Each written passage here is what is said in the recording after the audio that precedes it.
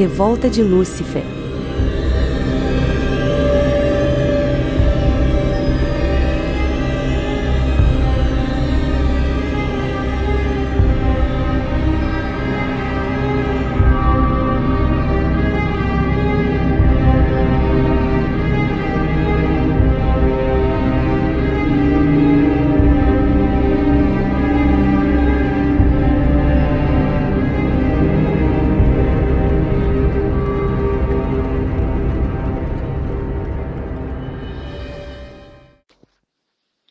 Sejam bem-vindos à continuação do audiolivro Em Busca da Verdade. A Revolta de Lúcifer. Deus é tudo. Tudo é Deus. Deus está em tudo. Tudo está em Deus. Você, leitor, tem ideia do que isto significa? Da dimensão destas palavras? Significa que nada está fora do alcance de Deus. Isto porque tudo no universo vem de Deus e está em Deus. Você já deve ter ouvido falar que Deus sabe tudo e vê tudo. Mas com certeza, assim como eu, não havia ainda assimilado com profundidade esta verdade. E assim não se dava conta com detalhes do que isto significa e representa. Veja bem, é possível a uma célula de meu corpo se rebelar contra mim, querendo ser maior do que eu? Eu penso que tal pretensão seria ridícula. No entanto, foi exatamente isto que Lúcifer resolveu fazer.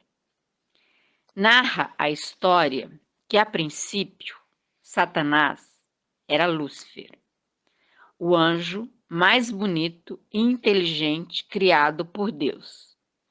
Chamado Lúcifer porque era o mais iluminado, o anjo mais sábio e, portanto, o detentor de um grande saber e de um grande conhecimento dos mistérios de Deus. Deus, ao criar o homem, incumbiu Lúcifer de servi-lo. Fazendo várias reflexões a respeito desta passagem, cheguei à conclusão de que Deus havia incumbido Lúcifer de ensinar ao homem tudo aquilo que ele sabia. Lúcifer, no entanto, levado por seu orgulho, se recusou a cumprir a vontade de Deus. Sentiu-se, penso eu, ofendido e insultado, e com certeza pensou: que absurdo! Como eu, Lúcifer, o anjo mais bonito e inteligente criado por Deus, vou me rebaixar a esta condição de servo do homem? Não, isto é inconcebível. Jamais vou aceitar esta situação. Lúcifer não admitiu a ideia de ter que servir ao homem. E assim se rebelou contra a vontade de Deus. Pela primeira vez, com certeza, penso eu, a vontade de Deus havia se chocado com a vontade de Lúcifer. E deste modo, naquele momento, devido ao seu livre-arbítrio, Lúcifer resolveu se rebelar contra Deus e, na sua ignorância, resolveu ser maior do que Deus, declarando guerra, tentando destruí-lo para lhe tomar o poder. Desta maneira, Lúcifer e alguns anjos, seus aliados, entraram em guerra contra Deus. Mas, como era de se esperar, por tudo aquilo que já chegamos a entender sobre Deus, era impossível desafiar Deus, destruí-lo. E assim, Lúcifer não somente foi derrotado, como também aprendeu uma grande lição sobre Deus e sobre si mesmo. E a partir daí, passou a temê-lo e a respeitá-lo, pois entendeu que não era nada perante Deus e de que não passava de uma minúscula célula do corpo de Deus. Lúcifer, no entanto, mesmo tendo sido derrotado e mesmo tendo tomado consciência da verdade sobre Deus e sobre si mesmo, não se arrependeu, não se deu por vencido e, novamente, usando de seu livre arbítrio e movido por seu orgulho, não cedeu à vontade de Deus e resolveu montar o seu próprio império, contrário a Deus, ou seja, contrário à vida, ao amor, à harmonia, à paz, isto é, contrário à perfeição. E assim, o anjo luz, Lúcifer, se transformou em Satanás, o anjo das trevas, da morte e da destruição. Lúcifer havia sido o anjo mais inteligente criado por Deus, e mesmo após sua queda e transformação em Satanás, ele ainda continuou a ter esta inteligência e o conhecimento de grande parte dos mistérios de Deus. O homem, por sua vez, não sabia nada e era totalmente ingênuo com relação a Deus e a si mesmo. Sabedor disto, Satanás resolveu, através do homem, atingir seus objetivos de formar seu reinado, onde não ele, mas sim o homem iria servi-lo.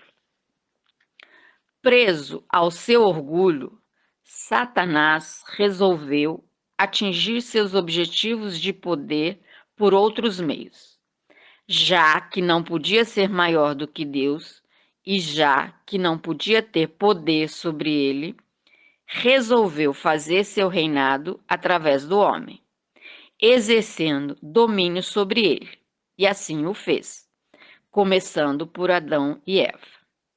Sendo Satanás um profundo conhecedor de Deus e, consequentemente, de grande parte de seus segredos, não lhe era difícil dominar o homem, pois este era ainda um bebê, inteiramente ingênuo e ignorante com relação a tudo, a Deus, a si mesmo e ao mundo que o cercava. E desta maneira, foi muito fácil para Satanás enganar Adão e Eva. Esta é a vantagem de Satanás sobre nós. Ele conhece muito mais a Deus do que nós. Refletindo sobre tudo isto que acabei de escrever, entendi que o motivo da existência de Satanás foi o livre arbítrio dado por Deus às suas criaturas. A obra de Deus é tão incrivelmente perfeita que permite às suas criaturas até mesmo a possibilidade de irem contra a perfeição, ou seja, de irem contra Deus.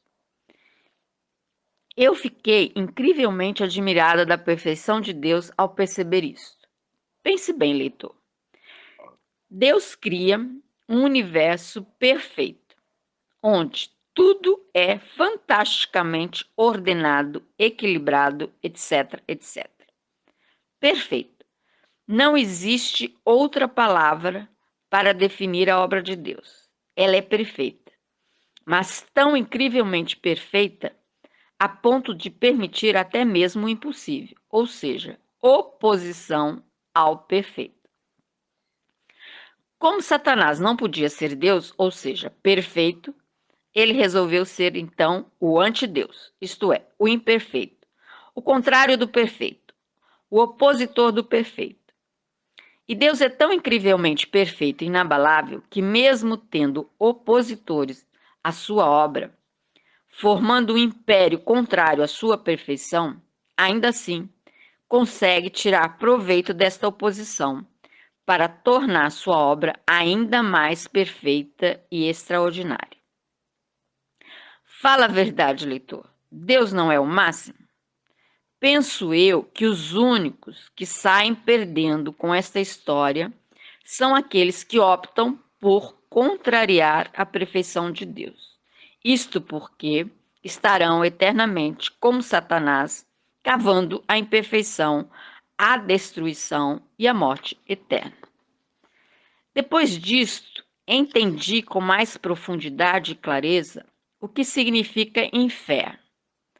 O inferno para mim significa passar a eternidade se autodestruindo, ou seja, morrendo eternamente. Agora entendo por que Cristo dizia que só existiam dois caminhos, o de vida e o de morte. Aquele que não está em Cristo, no caminho da vida, estará com Satanás, no caminho da morte. E agora isto é incrivelmente claro para mim. É óbvio. Se eu sou contrário à perfeição, Deus, é óbvio que eu não estarei em Deus. Portanto, eu estarei com Satanás, no reino da morte, e não no da vida. Novamente eu repito, Deus é o máximo. Analise comigo. Deus cria um universo fantástico e criaturas com livre-arbítrio e capacidade para conhecer, entender e dominar os mecanismos deste gigantesco universo. Desta maneira, Deus faz de suas criaturas, no caso, nós, os anjos, Satanás, etc., etc., co-participantes de sua obra.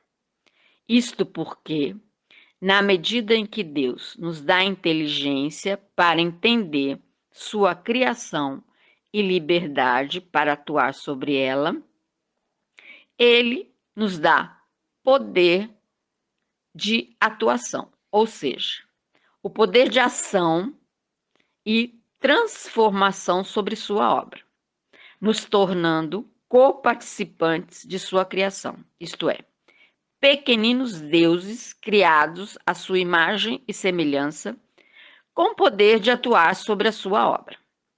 Satanás sabe disto muito mais do que nós. Sabe do poder que tem em suas mãos e sabe que ele é um pequeno Deus no sentido de poder atuar sobre a obra de Deus. Deus deu a algumas de suas criaturas essa liberdade de ação, mas é claro que nada lhe escapa. E assim sendo, mesmo dando às suas criaturas esta incrível liberdade de ação, ou seja, a incrível liberdade de poder ir contra Deus, nada foge ao seu controle. E assim, esta liberdade se restringe à sua vontade. Desta maneira, Satanás e toda criatura livre para optar agem dentro dos limites estabelecidos por Deus. Em relação à revolta de Lúcifer, meu questionamento hoje, em 2024, século 21, é por que a humanidade continua ainda sendo enganada por Satanás. E ainda não se deu conta disso, né? Porque ela continua praticando os valores de Satanás, que é de morte, corrupção, destruição, agressividade, tudo que Satanás queria, né? Que o homem se autodestruísse. E é o que ele continua fazendo, se autodestruindo. Ao invés de procurar evoluir, buscar comportamentos mais evoluídos, né? Que realmente tragam vida em plenitude para a humanidade. Não, mesmo com Jesus tendo ensinado o caminho, a verdade e a vida para nós, a gente ainda continua praticando os valores de Satanás, ao invés de estar usando todo o conhecimento que hoje nós temos, né, de tecnologia, para viver em plenitude, porque a verdade é essa: o homem, se ele quisesse, não teria mais guerra, não precisa, né, a gente não estaria passando fome, todo mundo estaria tendo uma vida maravilhosa e fantástica. Mas não, o homem ainda continua ignorante e preferindo viver e praticar as insanidades dos valores medíocres e trogloditas de Satanás. Então, meu questionamento é esse: até quando, humanidade? Até quando? Até a Terra explodir? Né? De novo, né? Deus ter que interferir aqui na Terra, como fez na época de Noé e na época de Sodoma e Gomorra. Hoje eu entendo o que aconteceu em Sodoma e Gomorra, porque a gente está vendo cada doideira, meu Deus. Mas enfim, hoje esse seria o meu questionamento, porque na década de 80 eu nem imaginava que a humanidade chegaria, né, nas loucuras que ela está chegando no século XXI, em termos de comportamentos absurdos, ridículos e trogloditas. Mas é o que a gente está vendo. E provavelmente, com certeza, Deus vai ter que interferir novamente para colocar ordem nessa bagunça. E nisso tudo, eu só consigo identificar uma coisa: que o livre arbítrio dado por Deus não tem limites, tanto para o lado positivo quanto para o lado negativo. E por isso a gente está vendo, né, essas insanidades cada vez mais absurdas no século XXI.